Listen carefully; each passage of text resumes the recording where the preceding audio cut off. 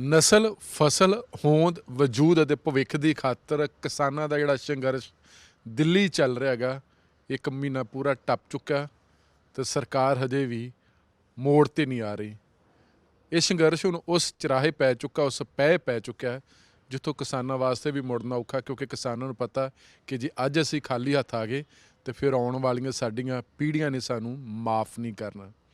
ਹੁਣ 29 ਤਰੀਕ ਨੂੰ ਮੀਟਿੰਗ ਰੱਖੀ ਆ, ਪਰ ਹਾਲੇ ਤੱਕ ਸਰਕਾਰ ਨੇ ਕੋਈ ਹਾਮੀ ਨਹੀਂ ਭਰੀ। ਸਰਕਾਰ ਵਾਰ-ਵਾਰ ਕਹਿ ਰਹੀ ਹੈ ਕਿ ਬਿੱਲ ਬਹੁਤ ਵਧੀਆ।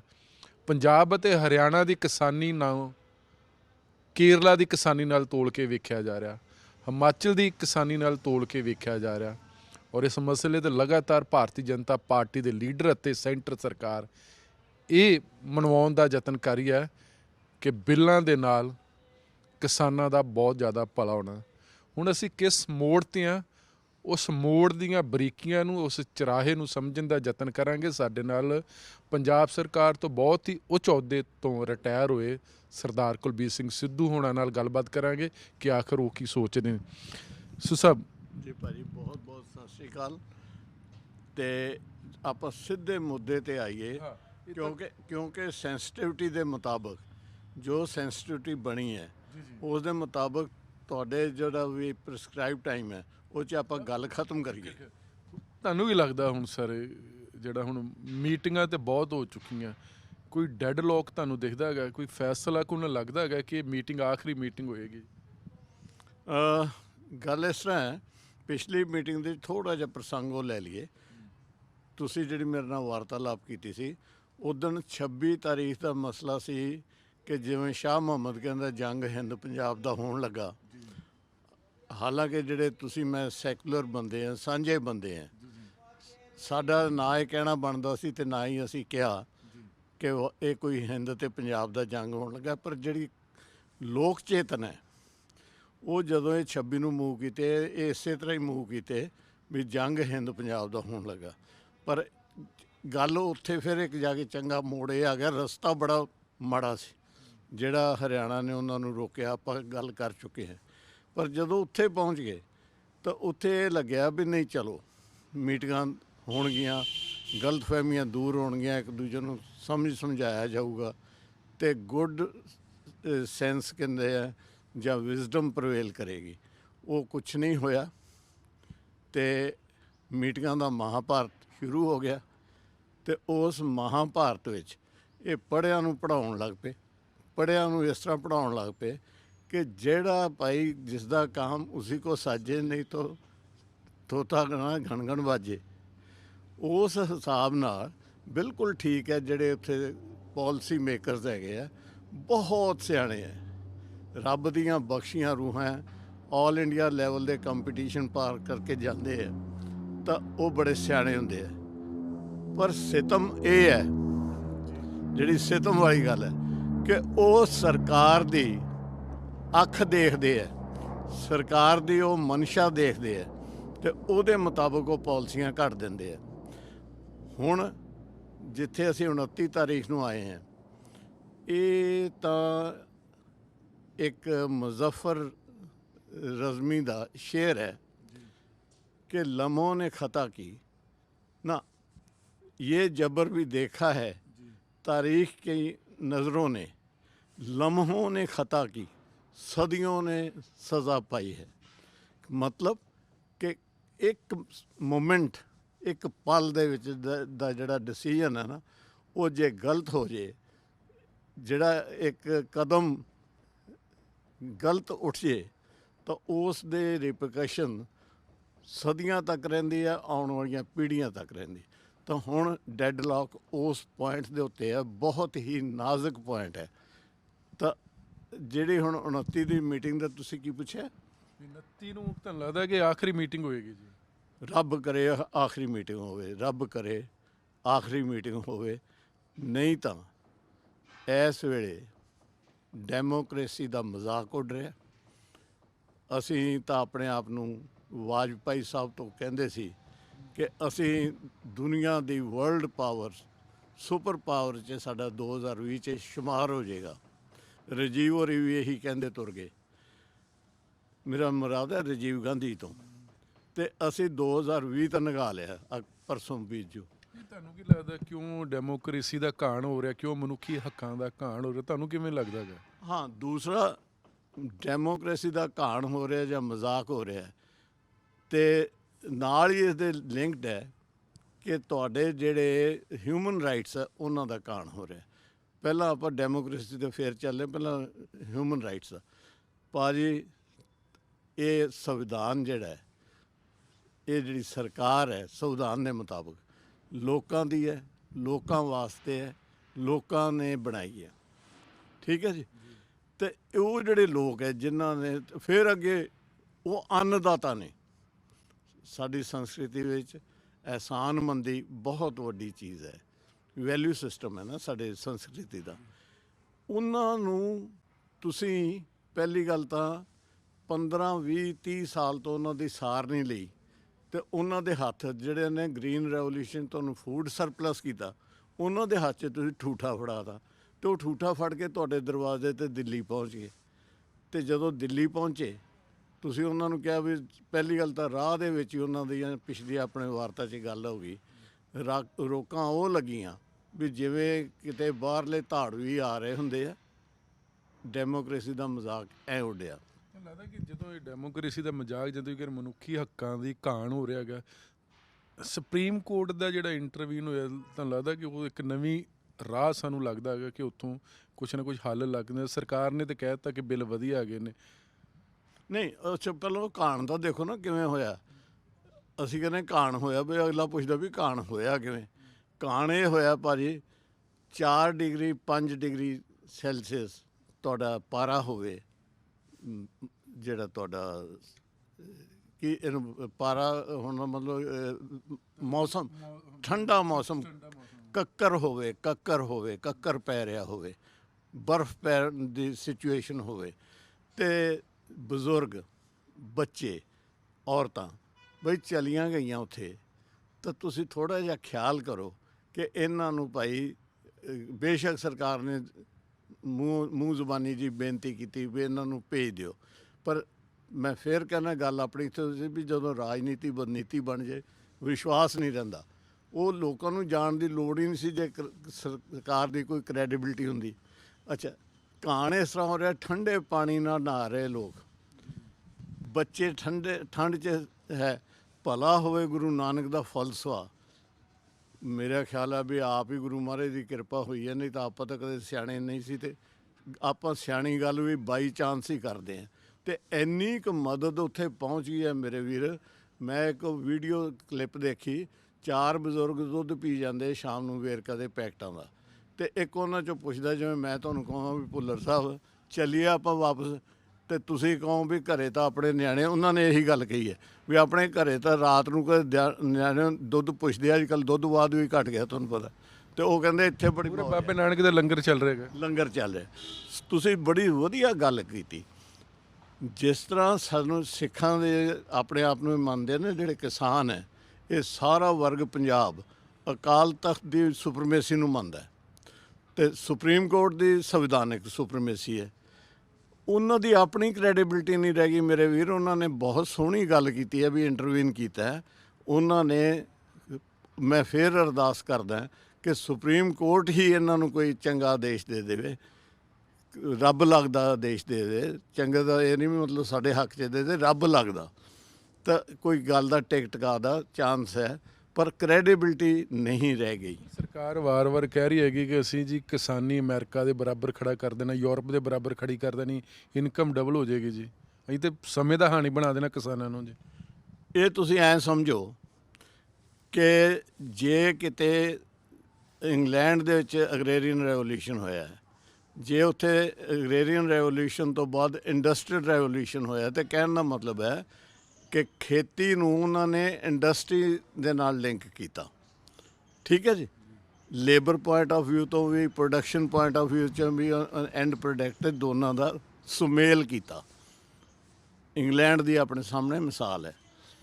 ਇਸ ਵੇਲੇ ਇਹਨਾਂ ਨੇ ਇੰਡਸਟਰੀ ਤਾਂ ਪਿਛਲੇ 50 ਸਾਲ ਤੋਂ ਕਦੇ ਪੰਜਾਬ 'ਚ ਪੁੱਛੀ ਨਹੀਂ, ਤੇ ਜੇ ਕਿਤੇ ਪਿਛਲੇ 20-25 ਸਾਲ ਦੇ 'ਚ ਇੱਕ ਮੌਕਾ ਆਇਆ, ਇਹਨਾਂ ਨੇ ਚੁੱਕ ਕੇ ਸਾਡੇ ਨਾਲ ਦੀ ਜਿਹੜੀ ਸਟੇਟ ਹੈ ਹਿਮਾਚਲ, ਉਹ ਉਸ ਨੂੰ ਇੰਨੇ ਇਨਸੈਂਟਿਵ ਦੇਤੇ ਵੀ ਇੱਥੋਂ ਦੀ ਆਪਣੀ ਲੁਧਿਆਣਾ ਮੋਹਾਲੀ ਦੀ ਗੋਬਿੰਦਗੜ੍ਹ ਦੀ ਇੰਡਸਟਰੀ ਬਾਹਰ ਤੁਰ ਗਈ। ਤੋ ਕਿਸਾਨੀ ਤੇ ਪੂਰੇ ਇੰਡੀਆ ਦੀ ਗੱਲ ਕਰ ਰਹੇ ਹੈਗੇ ਨਾ ਜੀ ਸਰਕਾਰ। ਅੱਛਾ, ਤੇ ਹੁਣ ਉਹ ਵੀ ਗੱਲ ਇਹ ਹੈ ਕਿ ਜਿਵੇਂ ਬਲਦ ਨਾਲ ਊਠ ਨੂੰ ਪੰਜਾਲੀ 'ਚ ਬੰਨ੍ਹ ਦਿੱਤਾ ਜਾਵੇ, ਵੀ ਬਲਦ ਦਾ ਕੱਦ ਤੁਹਾਨੂੰ ਪਤਾ ਛੋਟਾ ਹੁੰਦਾ ਹੈ, ਉਹਦੇ ਬਲਦ ਨਾਲ ਬਲਦਾਂ ਦੀ ਜੋੜੀ ਦਾ ਹੀ ਹਲ ਹੁੰਦਾ ਹੈ। ਤੇ ਉਹ ਐ ਹੋਇਆ ਵੀ ਜੇ ਕਿਸੇ ਦਾ ਬਲਦ ਮਰ ਜੇ ਤਾਂ ਉਹਨੂੰ ਬਲਦ ਖਰੀਦ ਕੇ ਦੇਣ ਦੀ ਬਜਾਏ ਕੋਈ ਉਹਨੂੰ ਆਖੇ ਵੀ ਊਠ ਖਰੀਦ ਲਾ। ਹੁਣ ਊਠ ਤੇ ਬਲਦ ਦਾ ਕਜੋੜ ਹੈ, ਕੋਈ ਸੁਮੇਲ ਨਹੀਂ, ਤੇ ਪੰਜਾਲੀ ਟੁੱਟੂਗੀ। ਤੇ ਹੁਣ ਉਹ ਪੰਜਾਲੀ ਟੁੱਟ ਰਹੀ ਹੈ ਭਰਾਵਾ, ਹੋਰ ਕੀ ਹੈ। ਤੇ ਊਠ ਇਹਨਾਂ ਦੇ ਦੋਸਤੀ ਵਾਲੇ ਗਰੁੱਪ 'ਚ ਹੈ, ਤੇ ਉਸ ਨੂੰ ਪ੍ਰਮੋਟ ਕਰਨ ਲਈ ਅੱਗੇ ਬਹਾਨੇ, ਜਾਂ ਇਹ ਗੱਲ ਠੀਕ ਹੈ ਵੈਸੇ ਕਿ ਅਸੀਂ ਇੰਟਰਨੈਸ਼ਨਲ ਟ੍ਰੇਡ ਦੇ, ਵਰਲਡ ਟ੍ਰੇਡ ਆਰਗੇਨਾਈਜੇਸ਼ਨ ਦੇ, ਇੰਟਰਨੈਸ਼ਨਲ ਮੋਨਿਟਰੀ ਫੰਡ ਦੇ ਗੇਟ ਦੇ ਹਾਣੀ ਬਣਨਾ ਹੈ। ਪਰ ਬਲਦ ਦੇ ਨਾਲ ਊਠ ਜੋੜਨ ਵਾਲੀ ਗੱਲ ਦੇ ਵਿੱਚ ਇਹ ਕੁਝ ਐਂ ਲੱਗਦਾ ਹੈ ਵੀ ਮਿੱਤਰਤਾ ਹੀ ਇੱਥੇ ਬਹੁਤੀ ਹੈ, ਤੇ ਅਮਰੀਕਾ ਦੇ ਲੈਵਲ ਦਾ ਕਾਰਪੋਰੇਟ ਵਰਲਡ ਬਣਾਉਣ ਦੀ ਜਿਹੜੀ ਮਨਸ਼ਾ ਹੈ ਉਹ ਬਹੁਤੀ ਕੋਈ ਸਾਫ਼ ਨਹੀਂ ਹੈ। ਤੇ ਊਠਾਂ ਨਾਲ ਯਾਰੀ ਕਿਹਦੀ ਫਿਰ ਜੀ? ਹਾਂਜੀ, ਊਠਾਂ ਦੇ ਨਾਲ ਯਾਰੀ ਕਿਹਦੀ ਆ? ਉਹ ਮੇਰੀ ਤੇਰੀ ਊਠ ਸਾਡੇ ਨਾਲ ਯਾਰੀ ਪਾਉਂਦਾ? ਊਠ ਵੀ ਭਾਈ ਕਿਸੇ ਤਗੜੇ ਰਾਜ ਸੱਤਾ ਵਾਲੇ ਨਾਲ ਪਾਉਂਦਾ। ਊਠ ਤੇਰਾ ਖਿਆਲ ਹੈ ਵੀ ਤੇਰੇ ਮੇਰੇ ਗਿੱਦੜਾਂ ਨਾਲ ਯਾਰੀ ਪਾਊਗਾ? ਭਾਈ ਉਹ ਵੱਡੇ ਬੰਦੇ ਆ, ਵੱਡੇ ਘਰਾਂ ਦੀਆਂ ਵੱਡੀਆਂ ਮਿਰਚਾਂ। ਭੁੱਲਰ ਜੀ ਤੁਸੀਂ ਵੀ ਸਮਝਦੇ ਹੋ, ਮੈਂ ਵੀ ਸਮਝਦਾ, ਪਰ ਬੜੀ ਗੱਲ ਸਿੱਧੀ ਹੈ। ਕਿਹਾ ਤਾਂ ਇਹ ਜਾ ਰਿਹਾ ਵੀ ਅਸੀਂ ਜੇ ਅਮਰੀਕਾ ਤੇ ਵੈਟ ਨਾਲ, ਸੌਰੀ WTO ਨਾਲ ਇਹ ਉਹਨਾਂ ਦੀਆਂ ਸ਼ਰਤਾਂ ਪੂਰੀਆਂ ਕਰਨੀਆਂ, ਸਾਡੇ ਤੇ ਉਹਨਾਂ ਦੀਆਂ ਜਿਹੜੀਆਂ ਮੁਆਹਦੇ ਹੈ। ਪਰ ਵਿੱਚੋਂ ਕਿਤੇ ਨਾ ਕਿਤੇ ਮੇਰੇ ਵੀਰ ਲੰਬੜਾਂ ਦੇ ਸੰਨ ਲੱਗੀ, ਅੰਦਰੋਂ ਨਿਗਲੀ ਸਾਗ ਵਾਲੀ ਤੌੜੀ। ਉਹ ਇਹਨਾਂ ਦਾ ਢਿੱਡ ਨੰਗਾ ਇਹ ਹੋ ਰਿਹਾ ਕਿ ਅਦਰਵਾਈਜ਼ ਜਿਵੇਂ ਤੁਸੀਂ ਮੈਨੂੰ ਇਹ ਦੱਸੋ, ਅੱਜ ਤੱਕ ਕਦੇ ਕੋਈ ਇਹੋ ਜਿਹਾ ਕਾਨੂੰਨ, ਤੁਹਾਡੀ ਵੀ ਉਮਰ 50-60 ਸਾਲ ਹੋ ਗਈ ਤੇ ਅਸੀਂ ਤਾਂ ਪੁੱਗੇ ਹੀ ਖੜੇ ਹੁਣ, ਤੇ ਕਿਤੇ ਇਹੋ ਜਿਹਾ ਕਾਨੂੰਨ ਆਇਆ, ਅਸੀਂ 30-30 35-35 ਸਾਲ IAS 'ਚ ਲਾ ਲਏ, ਕਦੇ ਨਹੀਂ ਸੀ ਦੇਖਿਆ ਵੀ ਕਾਨੂੰਨ ਲੋਕਾਂ ਨੂੰ ਸਮਝਾਉਣ ਦੇ ਲਈ ਉਹਨਾਂ ਦੀਆਂ ਕਲਾਸਾਂ ਲੱਗਦੀਆਂ ਹੁਣ।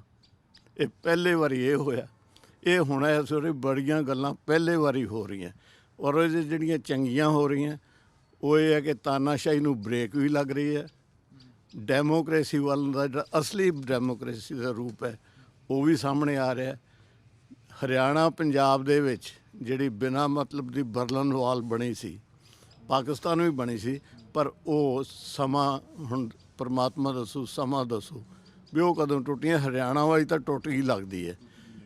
ਅੱਛਾ, ਤੇ ਮੈਂ ਇਹਦੇ 'ਚ ਕਈ ਵਾਰੀ ਸੋਚਦਾ ਕਿ ਜੇ ਮੁਜ਼ਾਹਰਾ ਲੰਬਾ ਚੱਲ ਜੇ, ਜੇ ਐਜੀਟੇਸ਼ਨ ਲੰਬੀ ਚੱਲ ਜੇ, ਹੋਰ ਨਾ ਸਹੀ ਤਾਂ ਘੱਟੋ ਘੱਟ ਮਸਲੇ ਤਾਂ ਰਹਿਣਗੇ। SYL ਦਾ ਮਸਲਾ ਵੀ ਰਹੂਗਾ, ਇਲਾਕਿਆਂ ਦਾ ਮਸਲਾ ਵੀ ਰਹੂਗਾ, ਚੰਡੀਗੜ੍ਹ ਦਾ ਵੀ ਰਹੂਗਾ, ਉਹ ਵੀ ਗੰਢਾਂ ਇਹਨਾਂ ਦੀਆਂ ਪਾਈਆਂ। ਪਰ ਲੋਕ ਹੁਣ ਪੋਲੀਟੀਸ਼ਨਾਂ ਦੇ ਕਹਿਣ 'ਤੇ ਆਪਸ 'ਚ ਜੂਤ ਪਤਾਣ ਨਹੀਂ ਕਰਨਗੇ। ਤੇ ਹੁੰਦਾ ਇਹ ਹੈ, ਪੋਲੀਟੀਸ਼ਨ ਕਦੇ ਨਹੀਂ ਲੜਦੇ ਹੁੰਦੇ, ਇਹਨਾਂ ਦੀਆਂ ਆੜਤਾਂ ਚੱਲਦੀਆਂ ਰਹਿੰਦੀਆਂ ਆਪਸੀ, ਪਾਰਟੀ ਕੋਈ ਹੋਵੇ, ਲੀਡਰ ਕੋਈ ਹੋਣ, ਤੇ ਲੋਕ ਲੜ ਮਰਦੇ ਆ। ਉਹ ਇਹ ਇਲੈਕਸ਼ਨ ਹੈ ਲੜਾਉਂਦੇ ਯਾਰ। SYL ਤਾਂ ਲੋਕਾਂ ਨੇ ਅੱਕ ਪੂਰੀ ਨਹੀਂ ਸੀ, ਘਾਣ ਹੋ ਗਿਆ। ਤਾਂ ਸਾਰੀ ਗੱਲ ਇੱਥੇ ਮੁੱਕਦੀ ਹੈ ਹੁਣ ਇਸ ਵੇਲੇ ਕਿ 29 ਤਾਰੀਖ ਨੂੰ ਜਿਹੜੀ ਮੀਟਿੰਗ ਹੋ ਰਹੀ ਹੈ ਉਸ ਦੇ ਵਿੱਚ ਗੁੱਡ ਸੈਂਸ ਪ੍ਰਵੇਲ ਕਰ ਜੇ ਤੇ ਮੋਦੀ ਸਾਹਿਬ ਇਹ ਸਮਝ ਲੈਣ, ਸਾਡੇ ਪੰਜਾਬ ਦੇ ਹਿੰਦੁਸਤਾਨ ਦੇ ਪ੍ਰਮੁੱਖ ਨੇਤਾ ਤਾਂ ਉਹੀ ਹੈ ਨਾ, ਕਿ ਉਹ ਸਮਝ ਲੈਣ ਕਿ ਦੇਸ਼ ਦੇ ਹਿੱਤ ਵਿੱਚ ਜਿਹੜਾ ਕਈ ਵਾਰੀ ਹਾਰ, ਕਈ ਵਾਰੀ ਸਟ੍ਰੈਟੇਜੀਕਲੀ ਪਿਛਾਂਹ ਨੂੰ ਮੂਵਮੈਂਟ ਜੰਗ ਦੇ ਮੈਦਾਨ ਵਿੱਚ ਵੀ ਜਿੱਤ ਦਾ ਪ੍ਰਤੀਕ ਹੁੰਦੀ ਹੈ। ਠੀਕ ਹੈ, ਕਾਇਰਤਾ ਨਹੀਂ ਹੁੰਦੀ ਉਹਦੇ ਵਿੱਚ। ਹਾਂ, ਉਹ ਆਪਣੀ ਹੇਠੀ ਤੇ ਕਾਇਰਤਾ ਸਮਝ ਰਹੇ BJP ਵਾਲੇ। ਹਾਂ, ਇਹ ਜਦੋਂ ਆਵਾਮ ਨੂੰ ਦਾ ਮਸਲਾ ਹੋਵੇ, ਸਾਰੇ ਮੁਲਕ ਦਾ ਮਸਲਾ ਹੋਵੇ, ਤਾਂ ਉਸ ਵੇਲੇ ਇਹ ਗੱਲਾਂ ਜਿਹੜੀਆਂ ਨਿੱਜੀ ਸੋਚ ਹੈ ਨਾ, ਉਹਨੂੰ ਵੱਡਾ ਕਰ ਲੈਣਾ ਚਾਹੀਦਾ। ਤੁਹਾਨੂੰ ਪਤਾ ਸਿਕੰਦਰ ਤੇ ਅਸ਼ੋਕ ਦੀਆਂ ਸਾਡੇ ਕੋਲ ਮਿਸਾਲਾਂ ਹੈ ਕਿ ਜਿੱਥੇ ਉਹ ਲੋਕ, ਸਿਕੰਦਰ ਵੀ ਜਿੱਤਿਆ, ਕਲਿੰਗਾ ਦੀ ਲੜਾਈ ਅਸ਼ੋਕ ਵੀ ਜਿੱਤਿਆ, ਔਰ ਕਦੋਂ? ਸਿਕੰਦਰ 326 BC 'ਚ ਤੇ ਅਸ਼ੋਕ 263 BC 'ਚ, ਮਤਲਬ ਈਸਾ ਮਸੀਹ ਤੋਂ ਵੀ 326 ਸਾਲ ਪਹਿਲਾਂ, ਈਸਾ ਮਸੀਹ ਤੋਂ 263 ਸਾਲ ਪਹਿਲਾਂ ਜਿੱਤੇ। ਤੇ ਜਿੱਤ ਕੇ ਦੋਨੋਂ ਹਾਰੇ। ਉਹਨਾਂ ਨੇ ਮਹਿਸੂਸ ਕੀਤਾ ਵੀ, ਉਹਨਾਂ ਨੇ ਮਹਿਸੂਸ ਕੀਤਾ, ਇਹ ਨਹੀਂ ਵੀ ਮੈਨੂੰ ਜਾ ਕੇ ਕਹਿੰਦਾ ਤੁਸੀਂ ਕਹਿ ਤੂੰ ਹਾਰ ਗਿਆ। ਤੇ ਜਿੱਤ ਕੌਣ ਗਿਆ? ਪੋਰਸ ਜਿੱਤ ਗਿਆ। ਸਵੈਮਾਨੀ ਸੀ, ਜਿਸ ਤਰ੍ਹਾਂ ਕਿਸਾਨ ਅੱਜ ਆਪਣੇ ਸਵੈਮਾਨ ਲਈ ਲੜ ਰਹੇ ਹੈ, ਤੇ ਉਹਨਾਂ ਨੂੰ ਸਮਝਣਾ ਚਾਹੀਦਾ ਹੈ ਵੀ ਇਹਦੇ 'ਚ ਜਿਹੜੇ ਨਿੱਜੀ ਹੇਠੀ ਹਾਨੀ, ਇਹ ਇਹਨਾਂ ਵਿਚਾਰਾਂ ਤੋਂ ਉੱਪਰ ਉੱਠ ਕੇ ਇਹ ਜਿਹੜਾ ਅੰਦੋਲਨ ਦੇ ਵਿੱਚ ਬਹੁਤ ਪੀਸਫੁਲ ਇੰਨਾ ਚੱਲ ਰਿਹਾ ਹੈਗਾ, ਪਰ ਤੁਹਾਨੂੰ ਲੱਗਦਾ ਕਿ ਸਰਕਾਰ ਕਿਸਾਨਾਂ ਦਾ ਹਜੇ ਵੀ ਸਬਰ ਸੰਤੋਖ ਦੇਖ ਰਹੀ ਹੈਗੀ? ਉਹ ਚਾਹੁੰਦੇ ਆ ਕਿ ਜਿਸ ਤਰ੍ਹਾਂ ਪ੍ਰਵੋ ਕੀਤਾ ਜਾ ਰਿਹਾ ਹੈਗਾ, ਇਹ ਜਿਹੜਾ ਅੰਦੋਲਨ ਆ ਇਹ ਆਪਸ ਦੇ ਵਿੱਚ ਦੁਫਾੜ ਹੋ ਜੇ, ਪੱਟ ਜੇ, ਕੋਈ ਨਾ ਕੋਈ ਇੱਦਾਂ ਦੀ ਸ਼ਰਾਰਤ ਹੋ ਜੇ, ਪਰ ਅਦਰਵਾਈਜ਼ ਤਾਂ ਤੁਹਾਨੂੰ ਲੱਗਦਾ ਕਿ ਕਾਫੀ ਪੀਸਫੁਲ ਹੈ? ਜਗਤਾਰ ਜੀ, ਮੈਂ ਤੁਹਾਨੂੰ ਦੱਸਦਾ ਸੀ, ਹੁਣ ਮੈਂ ਆਪਣੀ ਨਿੱਜੀ ਵਿਦਵਤਾ ਦੀ ਗੱਲ ਨਹੀਂ ਕਰਦਾ, ਤੇ ਵਿਦਵਤਾ ਮੇਰੇ ਕੋਲ ਹੈ ਵੀ ਨਹੀਂ। ਰੱਬ ਨੇ ਥੋੜ੍ਹੀ ਬਹੁਤੀ ਕਾਮਨ ਸੈਂਸ ਬਖਸ਼ੀ ਹੈ। ਕਾਮਨ ਸੈਂਸ ਬੜੀ ਅਨਕਾਮਨ ਹੈ, ਇਟਸ ਨਾਟ ਸੋ ਕਾਮਨ, ਇਹ ਮੁਹਾਵਰਾ ਹੈ। ਤੇ ਕਾਮਨ ਸੈਂਸ ਆਉਂਦੀ ਕਿੱਥੋਂ ਹੈ? ਧਰਤੀ ਦੇ ਪੁੱਤ ਨੂੰ ਧਰਤੀ ਤੋਂ ਆਉਂਦੀ ਹੈ।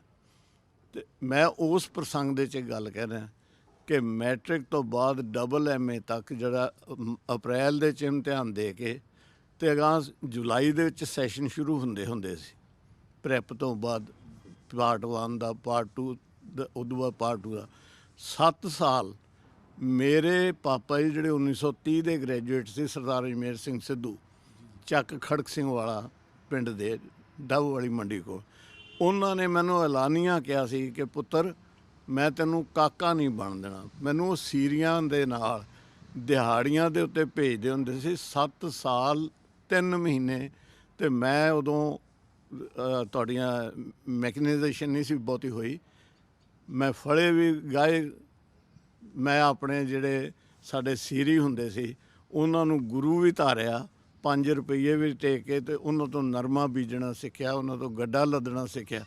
ਹੁਣ ਉਸ ਦੇ ਸਨ ਆਫ ਸਾਇਲ ਹੋਣ ਦੇ ਨਾਤੇ, ਕਿਸਾਨ ਦਾ ਪੁੱਤਰ ਹੋਣ ਦੇ ਨਾਤੇ, ਅੱਧ ਪਚੱਦਾ ਕਿਸਾਨ ਹੋਣ ਦੇ ਨਾਤੇ, ਕਿਉਂਕਿ ਹੁਣ ਅਸੀਂ ਐਬਸੈਂਟੀ ਹਾਂ, 30-35 ਸਾਲ ਬਾਹਰ ਹੈ, ਮੈਂ ਤੁਹਾਨੂੰ ਇੱਕ ਗੱਲ ਦੱਸਦਾ ਕਿ ਇਸ ਵੇਲੇ ਤੁਸੀਂ ਉਸ ਸਿਚੁਏਸ਼ਨ 'ਤੇ ਹੋ ਕਿ ਜ਼ਿਮੀਂਦਾਰ ਦੀ ਗਰਾਊਂਡ ਪੋਜੀਸ਼ਨ ਨੂੰ ਸਟੱਡੀ ਕਰੋ। ਇਹ ਵੱਡੇ ਵੱਡੇ ਸੈਕਟਰੀ ਸਾਹਿਬਾਨ ਨੂੰ ਹਫ਼ਤਾ 10 ਦਿਨ ਬਹੁਤਾ ਨਹੀਂ ਬਈ, ਪਿੰਡਾਂ ਦੇ ਵਿੱਚ ਜਾ ਕੇ ਇਹਨਾਂ ਨੂੰ ਕਹੋ, ਉੱਥੇ ਬੈਠ ਕੇ ਪਾਲਿਸੀ ਬਣਾਓ ਜਿਹੜੀ ਬਣਾਉਣੀ ਹੈ। ਮੈਂ ਕਹਿੰਦਾ ਇਹ ਜਿਹੜਾ ਸੰਘਰਸ਼ ਕਿੰਨਾ ਪੀਸਫੁਲ ਹੈਗਾ, ਹਾਲਾਂਕਿ ਸਰਕਾਰ ਕਿਤੇ ਕੋਸ਼ਿਸ਼ਾਂ ਹੋ ਰਹੀਆਂ ਕਿਤੇ ਇੱਦਾਂ ਦੀਆਂ ਸ਼ਕਤੀਆਂ ਵੱਲੋਂ, ਇੰਨਾ ਪੀਸਫੁਲ ਸੰਘਰਸ਼ ਹੋਣਾ, ਇਹਦੇ ਪਿੱਛੇ ਕੀ ਸਮਝਦੇ ਹੈਗੇ ਤੁਸੀਂ?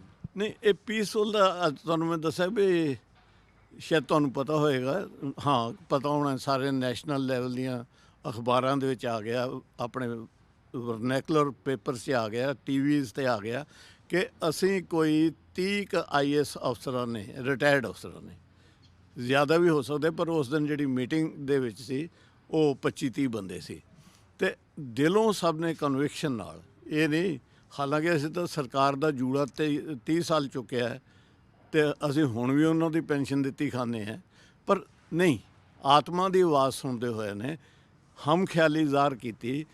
ਤੇ ਉਹਨਾਂ ਨੇ ਅੱਜ ਮੈਂ ਗੱਲ ਕਰ ਰਿਹਾ ਸੀ, ਹਾਂ, ਉਹਦੇ 'ਚ ਉਹਨਾਂ ਨੇ ਇੱਕ ਸਭ ਤੋਂ ਵੱਡੀ ਗੱਲ ਕੀਤੀ, ਜਿੱਥੇ ਇਹਨਾਂ ਨਾਲ ਸੋਲੀਡੈਰਿਟੀ ਸ਼ੋਅ ਕੀਤੀ ਹੈ, ਇਹਨਾਂ ਨਾਲ ਉਹਨਾਂ ਨੇ ਹਮਾਇਤ ਕੀਤੀ ਹੈ, ਉੱਥੇ ਉਹਨਾਂ ਨੇ ਮੈਨੂੰ ਉਹਨਾਂ ਨੇ ਬਣਾਤਾ ਇਹਦਾ ਸੰਚਾਲਕ ਕਹਿ ਲਓ, ਕੋਆਰਡੀਨੇਟਰ ਕਹਿ ਲਓ। ਤੇ 2 ਲੱਖ ਦੀ ਕਿਤਾਬ ਆ ਤੁਹਾਡੇ ਸਾਹਮਣੇ ਪਈ ਹੈ ਔਰ ਢੇਰ ਲੱਗਿਆ ਪਿਆ। ਤਾਂ ਇਹ 2 ਲੱਖ ਰੁਪਏ ਦੀਆਂ ਕਿਤਾਬਾਂ ਅਸੀਂ ਪੰਜਾਬ ਐਗਰੀਕਲਚਰ ਯੂਨੀਵਰਸਿਟੀ ਤੋਂ, ਪੰਜਾਬੀ ਯੂਨੀਵਰਸਿਟੀ ਤੋਂ, ਤੇ ਹੋਰ ਉਹਨਾਂ ਅਫਸਰਾਂ ਨੇ ਜਿਨ੍ਹਾਂ ਦੀਆਂ ਆਪਣੀਆਂ ਲਾਇਬ੍ਰੇਰੀਆਂ 'ਚੋਂ ਕਰਕੇ 7000 ਕਿਤਾਬ ਅਸੀਂ ਉੱਥੇ ਅੱਜ ਭੇਜ ਰਹੇ ਹਾਂ। ਤਾਂ ਉਹਨਾਂ ਦਾ ਅੱਜ ਇੱਕ ਵਿਚਾਰ ਸੀ ਤੁਹਾਡੇ ਇਸ ਪੁਆਇੰਟ ਦੇ ਉੱਤੇ ਵੀ ਉੱਥੇ ਕੀ ਸਿਚੁਏਸ਼ਨ ਹੈ ਨਾ, ਅਮਨ ਚੈਨ ਕਿਵੇਂ ਹੋ ਗਿਆ ਪੰਜਾਬੀ ਕਰੈਕਟਰ ਦੇ ਵਿੱਚ, ਪੰਜਾਬੀ ਜਿਹੜਾ ਤਰਜ਼ ਜ਼ਿੰਦਗੀ ਹੈ, ਸੁਭਾਅ ਹੈ, ਉਹਦੇ ਵਿੱਚ ਤਾਂ ਇੰਨੀ ਅਮਾਨ ਦੀ ਗੱਲ ਨਹੀਂ ਹੁੰਦੀ। ਤਾਂ ਉਹ ਸਾਰੇ ਗੱਲ ਕਰ ਰਹੇ ਸੀ ਵੀ ਇਹ ਤਾਂ ਗਾਂਧੀਵਾਦੀ ਜਿਹੜੀ ਪੀਸਫੁਲ ਨੀਤੀ ਹੈ ਨਾ, ਜੇ ਐਜੀਟੇਸ਼ਨ ਵੀ ਕਰਨਾ ਹੈ ਤੇ ਅਮਨ ਅਮਾਨ ਨਾਲ ਪੀਸਫੁਲੀ ਕਾਨੂੰਨ ਦੇ ਦਾਇਰੇ ਅੰਦਰ ਰਹਿ ਕੇ ਕਰੋ। ਇਹ ਕੋਈ ਵਾਹਿਗੁਰੂ ਦੀ ਕਲਾ ਹੀ ਵਰਤੀ ਲੱਗਦੀ ਹੈ। ਇੱਕ ਦੂਜਾ ਜਿਹੜਾ ਉੱਥੇ ਲੋਕ ਸੇਵਾ ਦਾ ਸੰਕਲਪ ਆ ਰਿਹਾ ਵੀ ਉਹ ਤੁਹਾਨੂੰ ਹੁਣ 31 ਨੂੰ ਜਾਂ ਪਹਿਲੇ ਨੂੰ ਕਹਿੰਦੇ ਆ ਵੀ ਨਵਾਂ ਸਾਲ ਭਾਈ ਤੁਸੀਂ ਸਾਡੇ ਕੋਲ ਆ ਕੇ ਮਨਾਓ, ਤੇ ਉਹ ਲੰਗਰ ਸਾਡੇ ਕੋਲ ਆ ਕੇ ਛਕੋ। ਇਹ ਬਾਬੇ ਨਾਨਕ ਦਾ ਲੰਗਰ, ਬਾਬੇ ਨਾਨਕ ਦਾ ਫਲਸਫੇ ਦਾ ਉੱਥੇ ਦਿਸ ਰਿਹਾ।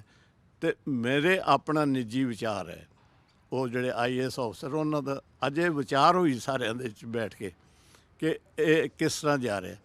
ਤੇ ਮੇਰਾ ਉੱਥੇ ਵਿਚਾਰ ਇਹ ਸੀ ਵੀ ਇੱਥੋਂ ਤੱਕ ਤਾਂ ਠੀਕ ਹੈ ਜੀ, ਬਹੁਤ ਵਧੀਆ, ਬਹੁਤ ਸੰਭਾਵਨਾ। ਮੈਂ ਤੁਹਾਨੂੰ ਦੱਸਿਆ ਡੈਮੋਕ੍ਰੇਸੀ ਵੱਲ ਨੂੰ ਜਾਵਾਂਗੇ ਦੁਬਾਰਾ ਤੋਂ, ਰਾਜਤੰਤਰ ਤੋਂ ਜਾਂ ਤਾਨਾਸ਼ਾਹੀ ਤੋਂ। ਤੇ ਨਾਲ ਹੀ ਮੈਂ ਇਹ ਗੱਲ ਕਹੀ ਜਿਹੜੀ ਮਾੜਿਆ ਵੀ ਕੁਛ ਹੋ ਸਕਦਾ, ਕਿਉਂਕਿ ਇਹੋ ਜਿਹੀਆਂ ਜਿਹੜੀਆਂ ਵੱਡੀਆਂ ਇਕੱਠ ਹੈ ਤੇ ਵੱਡੇ ਵਿਦਰੋਹ ਹੈ ਨਾ, ਇਹਨਾਂ ਨੂੰ ਤੁਸੀਂ ਅੰਦੋਲਨ ਨਾ ਕੋਈ ਵਿਦਰੋਹ ਹੈ, ਇਹਦੇ ਵਿੱਚ ਐਲੀਮੈਂਟ ਵਿਦਰੋਹ ਦਾ ਵੀ ਹੈ, ਜਿਹੜਾ ਕਿ ਭਰਿਆ ਪੀਤਾ ਜ਼ਿਮੀਂਦਾਰ 25-30 ਸਾਲ ਉਹਨੇ ਗ੍ਰੀਨ ਰੈਵੋਲੂਸ਼ਨ ਦਾ ਅੰਨਦਾਤਾ ਬਣ ਕੇ ਠੂਠਾ ਫੜਿਆ। ਫਰਸਟ੍ਰੇਸ਼ਨ ਹੁੰਦੀ ਹੈ, ਉਹ ਖੁਦਕੁਸ਼ੀਆਂ ਕਰਦਾ ਰਿਹਾ, ਇਹਨਾਂ ਨੇ ਸਾਰ ਨਹੀਂ ਲਈ। ਫਰਸਟ੍ਰੇਸ਼ਨ ਹੁੰਦੀ ਹੈ ਉਹਦੇ 'ਚ, ਜੇ ਉਹ ਫਰਸਟ੍ਰੇਸ਼ਨ ਨੂੰ ਚੈਨਲਾਈਜ਼ ਨਾ ਕੀਤਾ ਤੇ ਫਿਰ ਇਸ ਤੋਂ ਅੱਗੇ ਗੁਰੂ ਗੋਬਿੰਦ ਸਿੰਘ ਮਾਰਗ, ਤੇ ਗੁਰੂ ਗੋਬਿੰਦ ਸਿੰਘ ਮਾਰਗ ਹੈ ਸਰਬੰਸ ਦਾਨ ਦਾ, ਤੇ ਸਰਬੰਸ ਦਾਨ ਦੇ 'ਚ ਹੈ ਕੁਰਬਾਨੀਆਂ ਦਾ, ਸ਼ਹੀਦੀਆਂ ਦਾ। ਜੇ ਕਿਤੇ ਉਸ ਪਾਸੇ ਨੂੰ ਗੱਲ ਚੱਲ ਪਈ ਇਸ ਤੋਂ ਅੱਗੇ ਵੀ ਜਿੱਥੇ ਸਾਹਿਬ ਸ੍ਰੀ ਗੁਰੂ ਗੋਬਿੰਦ ਸਿੰਘ ਸਾਹਿਬ ਨੇ ਕਿਹਾ ਚੂੰਕਾਰ ਅਜ਼ ਹਮਾਂ ਹੀਲ ਤੇ ਦਰ ਗੁਜ਼ਸ਼ਤ, ਕੰਪਲੀਟ ਕਰਾਉਂਗੇ ਹਾਂ, ਹਲਾਲ ਅਸਤ ਬੁਰਦਨ ਬ ਸ਼ਮਸ਼ੀਰ ਦਸਤ, ਕਿ ਜਦੋਂ ਸਾਰੇ ਹੀਲੇ ਫੇਲ ਹੋ ਜਾਣ ਤੇ ਉਦੋਂ ਹੱਥ ਤਲਵਾਰ ਦੇ ਉੱਤੇ ਆ ਜਾਂਦਾ ਮੇਰੇ ਵੀਰ। ਜੇ ਕਿਤੇ ਉਹ ਸਿਚੁਏਸ਼ਨ ਬਣ ਗਈ ਤਾਂ ਫਿਰ ਮੈਨੂੰ ਇਹ ਲੱਗਦਾ ਕਿ ਪਰਮਾਤਮਾ ਹੀ ਬਖਸ਼ੇ।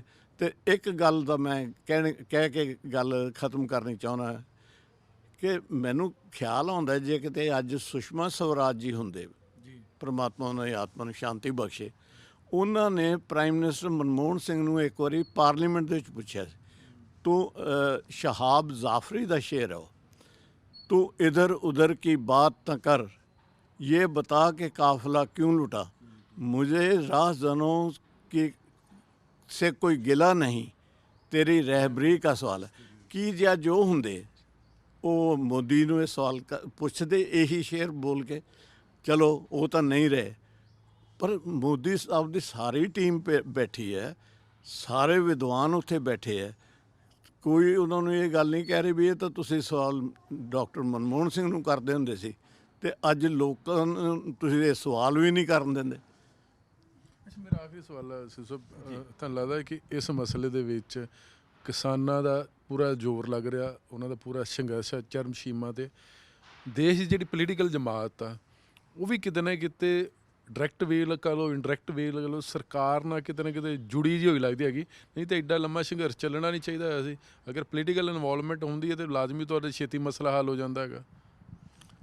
ਦੇਖੋ, ਕਿਸਾਨਾਂ ਨੇ ਜਦੋਂ ਤੋਂ ਇਹ ਅੰਦੋਲਨ ਸ਼ੁਰੂ ਕੀਤਾ, ਆਪਣੇ ਹੀ ਹੈ ਨਾ, ਪੋਲੀਟੀਸ਼ੀਅਨ ਵੀ ਆਪਣੇ, ਬਿਊਰੋਕਰੇਸੀ ਅਸੀਂ ਹਿਮਾਤੜ ਅਫਸਰ ਵੀ ਤੁਹਾਡੇ ਆਪਣੇ ਹੈ, ਪਰ ਤੁਸੀਂ ਦੇਖੋ ਆਵਾਮ ਦੇ ਵਿੱਚ, ਸਮਾਜ ਵਿੱਚ ਇੱਕ ਦੂਜੇ ਪ੍ਰਤੀ ਬੇਵਸਾਈ ਕਿੰਨੀ ਆ ਗਈ। ਉਹਨਾਂ ਨੇ ਕਿਹਾ ਅਸੀਂ ਪੋਲੀਟੀਸ਼ੀਅਨ ਨੂੰ ਸਟੇਜ 'ਤੇ ਨਹੀਂ ਚੜ੍ਹਨ ਦੇਣਾ, ਬਿਊਰੋਕਰੇਸੀ ਨੂੰ ਅਸੀਂ ਉਹਨਾਂ ਨੂੰ ਹਮਾਇਤ ਦਿੱਤੀ, ਤੇ ਬਈ ਜਿਹੜੇ ਪਰਮਾਤਮਾ ਮਿਹਰ ਇਸ ਤਰ੍ਹਾਂ ਹੀ ਬਣਾਈ ਰਹੇ ਜਿਹੜੀਆਂ ਹੁਣ ਅਗਲੀ ਜਨਰੇਸ਼ਨ ਦਾ। ਅਸੀਂ ਸਾਡੇ ਰਿਟਾਇਰਡ ਅਫਸਰਾਂ ਦੇ ਵਿੱਚੋਂ ਸਰਦਾਰ ਬੋਪਾ ਰਾਏ, ਸਰਦਾਰ RI ਸਿੰਘ, ਮਨੇਸ਼ਵਰ ਸਿੰਘ ਚਾਲ, ਕੁਲਜੀਤ ਸਿੰਘ ਮਹਾਰਾਸ਼ਟਰ ਦੇ ਕੁਲਜੀਤ ਸਿੰਘ ਸਿੱਧੂ, ਜਿਹੜੇ ਅਗਲੇ ਮੇਰੇ ਹਾਣੀ ਹੈ ਉਹਨਾਂ 'ਚ GK ਸਿੰਘ ਹੈ, ਉਹਦੇ 'ਚ ਕਰਮਜੀਤ ਸਰਾਂ ਹੈਗਾ, ਇਕਬਾਲ ਸਿੰਘ ਸਿੱਧੂ ਹੈਗਾ, ਕਿੰਨਿਆਂ ਦੇ ਮੈਂ ਨਾਂ ਗਿਣਾਈ ਜਾਂ। ਇਹਨਾਂ ਦਾ ਉਹ ਇਮੇਜ ਹੈ ਉੱਥੇ ਕਿਉਂ। ਅੱਛਾ, DC ਅਸੀਂ ਸਾਰੇ ਹੀ ਰਹੇ ਹਾਂ, ਉਮਰ ਦੇ ਲਿਹਾਜ਼ ਨਾਲ ਕੋਈ ਹਿਮਾਤੜ ਕਮਿਸ਼ਨਰ ਰਿਟਾਇਰ ਹੋਏ, ਕੋਈ ਚੀਫ ਸੈਕਟਰੀ ਰਿਟਾਇਰ ਹੋਏ, ਕੋਈ ਗਵਰਨਮੈਂਟ ਆਫ ਇੰਡੀਆ ਦੇ ਬੋਪਾ ਰਾਏ ਅਤੇ ਮਨੇਸ਼ਵਰ ਸਿੰਘ ਚਾਹਲ ਵਰਗੇ ਹੋਏ, ਸੁਬੋਧ ਅਗਰਵਾਲ ਚੀਫ ਸੈਕਟਰੀ ਹੈ, ਰਾਜਨ ਕਸ਼ਪ ਇੰਨੇ ਪੀਸਫੁਲ ਬੰਦੇ, ਰਾਧਾ ਸੁਆਮੀ ਮੱਤ ਨੂੰ ਮੰਨਣ ਵਾਲੇ, ਇਸ ਪੁਆਇੰਟ ਦੇ ਉੱਤੇ ਉਹ ਵੀ ਐਜੀਟੇਟਡ ਨੇ। ਤਾਂ ਇਹਨਾਂ ਦੇ ਸਾਡੀ ਮਾੜੀ ਜੀ ਵਸਾਤ ਕਿਰਦਾਰ ਦੀ ਗੁਰੂ ਮਹਾਰਾਜ ਦੀ ਕਿਰਪਾ ਨਾਲ ਹੋਣ ਕਰਕੇ ਸਾਨੂੰ ਜਿਹੜੀਆਂ ਉੱਥੋਂ ਦੇ ਜਥੇਬੰਦੀਆਂ ਹੈ ਉਹ ਕਹਿੰਦੀਆਂ ਜੀ ਆ ਸਾਨੂੰ 28 29 ਤੱਕ ਦਾ ਦੇਖ ਲੈਣ ਦਿਓ, ਉਸ ਤੋਂ ਬਾਅਦ ਅਸੀਂ ਜੀ ਤੁਹਾਡੀ ਸਲਾਹ ਵੀ ਜ਼ਰੂਰ ਲਵਾਂਗੇ ਜੀ, ਤੁਹਾਨੂੰ ਬਰਾਬਰ ਬਿਠਾਵਾਂਗੇ। ਤਾਂ ਇਹ ਜਿਹੜੀ ਬੇਵਸਾਈ ਹੈ ਰਹਿ ਗਈ ਲੀਡਰਸ਼ਿਪ ਦੀ ਗੱਲ, ਪੋਲਿਟਿਕਸ ਦੀ। ਪੋਲਿਟਿਕਸ ਭਾਜੀ ਸ਼ਾਇਦ ਮੈਂ ਪਿਛਲੀ ਵਾਰੀ ਤੁਹਾਡੇ ਨਾਲ ਗੱਲ ਕਹੀ ਸੀ, ਸਾਡੇ ਸਾਹਾਂ ਵਿੱਚ ਬਣ ਗਈ। ਅਸੀਂ ਸੌਂਦੇ ਵੀ ਪੋਲਿਟਿਕਸ ਹਾਂ, ਜਾਗਦੇ ਵੀ ਪੋਲਿਟਿਕਸ ਹਾਂ, ਅਸੀਂ ਖਾਂਦੇ ਵੀ ਪੋਲਿਟਿਕਸ ਹੈ। ਇਹ ਪੋਲਿਟਿਕਸ ਦਾ ਨਾ ਜਿਹੜੇ ਸਾਡੇ ਇੰਨੀ ਦਿਮਾਗਾਂ ਦੇ ਉੱਤੇ ਹਾਵੀ ਹੋਈ ਹੈ। ਅਤੇ ਪੋਲਿਟਿਕਸ ਕੀ ਹੈ? ਪੋਲਿਟਿਕਸ ਤਾਂ ਮਾੜੀ ਨਹੀਂ ਪਈ। ਡੈਮੋਕ੍ਰੇਸੀ ਦੇ ਵਿੱਚ ਰਾਜਨੀਤੀ ਦੀ ਜਿਹੜੀ ਅਸੀਂ ਪ੍ਰਣਾਲੀ ਅਪਣਾਈ ਹੈ ਡੈਮੋਕ੍ਰੇਸੀ, ਉਹਦੇ ਵਿੱਚ ਤਾਂ ਬਹੁਤ ਜ਼ਰੂਰੀ ਹੈ ਰਾਜ ਸੱਤਾ ਦਾ ਹੋਣਾ, ਅਪੋਜੀਸ਼ਨ ਦਾ ਹੋਣਾ, ਹੋਰ ਪਾਰਟੀਆਂ ਦਾ ਹੋਣਾ, ਲੋਕਾਂ ਦੇ ਰਿਪਰੈਜ਼ੈਂਟੇਟਿਵ ਹੋਣਾ ਬਹੁਤ ਵਧੀਆ। ਪਰ ਇਹ ਸ਼ੇਰ ਇੱਥੇ ਪਹੁੰਚ ਗਿਆ ਹੈ ਕੁਰਸੀ ਅਤੇ ਪੈਸਾ, ਇਹਨਾਂ ਦਾ ਫੋਕਸ ਹੈ, ਜਿਸ ਕਰਕੇ ਇਹ ਹੁਣ ਉਹਦੇ 'ਚੋਂ ਇਹਨਾਂ ਨੇ ਕਾਰਗਿਲ ਦੇ ਵਿੱਚੋਂ ਵੀ ਆਪਾਂ ਉੱਥੇ ਗੱਲ ਬਹੁਤ ਲੰਬੀ ਹੁੰਦੀ ਹੈ, ਉੱਥੇ ਵੀ ਅਸੀਂ ਪੋਲਿਟਿਕਸ ਨਹੀਂ ਕਰਨੋਂ ਹਟਦੇ। ਅਤੇ ਇੱਥੇ ਵੀ ਅੱਜ ਵੀ ਬਿਲਕੁਲ ਅੱਧ ਤੋਂ ਵੱਧ ਤਾਂ ਕਿਸੇ ਇੱਕ ਪੋਲੀਟੀਸ਼ੀਅਨ ਦਾ ਲੈ ਲਓ, ਅੱਧ ਤੋਂ ਵੱਧ ਤਾਂ ਜੋ ਕਿਸਾਨਾਂ ਦਾ ਹਮਾਇਤੀ ਹੈ। ਪਰ ਕਿਤੇ ਅਗਲਾ ਜਿਹੜਾ ਅੱਧ ਹੈ ਨਾ 50% ਤੋਂ 51 ਹਾਂ, ਉਹ ਉੱਥੇ ਉਹ ਸੋਚਦਾ ਵੀ ਇਹਦੇ 'ਚੋਂ ਵੀ ਕੀ ਸ਼ਾਇਦ ਮੈਨੂੰ ਕੋਈ ਫਾਇਦਾ ਮਿਲ ਜੂ ਕਿ ਨਹੀਂ। ਉਸ ਕਰਕੇ ਇਹ ਜਿਹੜਾ ਸਟੇਲਮੇਟ ਹੈ ਡੈਡਲੌਕ ਹੈ ਜਿਹੜਾ, ਉਹ ਥੋੜ੍ਹਾ ਜਿਹਾ ਗੰਭੀਰ ਹੁੰਦਾ ਜਾ ਰਿਹਾ। ਚਾਹੀਦਾ ਹੁਣ ਇਹ ਹੈ ਕਿ ਪਾਰਟੀ ਪੋਲਿਟਿਕਸ ਤੋਂ ਉੱਤੇ ਉੱਠ ਕੇ, ਜਾਤ ਪਾਤ ਤੋਂ ਉੱਤੇ ਉੱਠ ਕੇ, ਜਦੋਂ ਤੁਸੀਂ ਇੱਕ ਕਾਮਨ ਮੈਨ ਦੀ ਧਰਤੀ ਦੇ ਪੁੱਤ ਦੀ ਗੱਲ ਕਰਦੇ ਹੋ ਤਾਂ ਉਦੋਂ ਆਪਣੀ ਵੀ ਯਾਰ ਥੋੜ੍ਹੀ ਜਿਹੀ ਨੀਅਤ ਸਾਫ਼ ਕਰ ਲਈਏ। ਬਹੁਤ ਮਿਹਰਬਾਨੀ ਜੀ। ਜਿੱਥੇ ਤੱਕ ਮਸਲਾ ਕਿਸਾਨੀ ਦਾ, ਕਿਉਂਕਿ ਕਿਸਾਨੀ ਦੇਸ਼ ਦੀ ਪਹਿਚਾਣ ਆ, ਔਰ ਅਗਰ ਕਿਸਾਨ ਹੀ ਦੇਸ਼ ਦਾ ਖਤਮ ਹੋ ਗਿਆ ਤਾਂ ਫਿਰ ਉਸ ਦੇਸ਼ ਦੇ ਪੱਲੇ ਵੀ ਕੀ ਰਹਿਣਾ ਗਾ, ਜਿਸ ਭੁੱਖੇ ਦੇਸ਼ ਨੂੰ ਉਹਨਾਂ ਕਿਸਾਨਾਂ ਨੇ ਹੀ ਢਿੱਡ ਭਰਿਆ ਸੀ। ਪਰ ਰਹੀ ਗੱਲ, ਕਿਉਂਕਿ ਹੁਣ ਮੀਟਿੰਗ ਆ, ਮੀਟਿੰਗ 'ਚ ਨਰਿੰਦਰ ਮੋਦੀ ਦੀ ਸਰਕਾਰ ਕੀ ਫੈਸਲਾ ਲੈਂਦੀ ਆ ਇਹ ਤਾਂ ਉਹ ਜਾਣਨ, ਲੇਕਿਨ ਜਿਹੜਾ ਦੇਸ਼ ਦਾ ਕਿਸਾਨ ਦਿੱਲੀ ਦੇ 5 ਬਾਰਡਰਾਂ 'ਤੇ ਇਕੱਠਾ ਹੋਇਆ ਪਿਆ, ਉਹਨਾਂ ਦਾ ਤਾਂ ਇੱਕੋ ਹੀ ਆ ਕਿ ਬਿੱਲ ਰੱਦ ਕੀਤੇ ਜਾਣ, ਕਿਉਂਕਿ ਇਹ ਬਿੱਲ ਦੇਸ਼ ਵਿਰੋਧੀ ਨੇ। ਕੈਮਰਾ ਮਨਦੀਪ ਸਿੰਘ ਦੇ ਨਾਲ ਜਗਤਾਰ ਸਿੰਘ, ਨਬੀ ਨਿਊਜ਼, ਚੰਡੀਗੜ੍ਹ।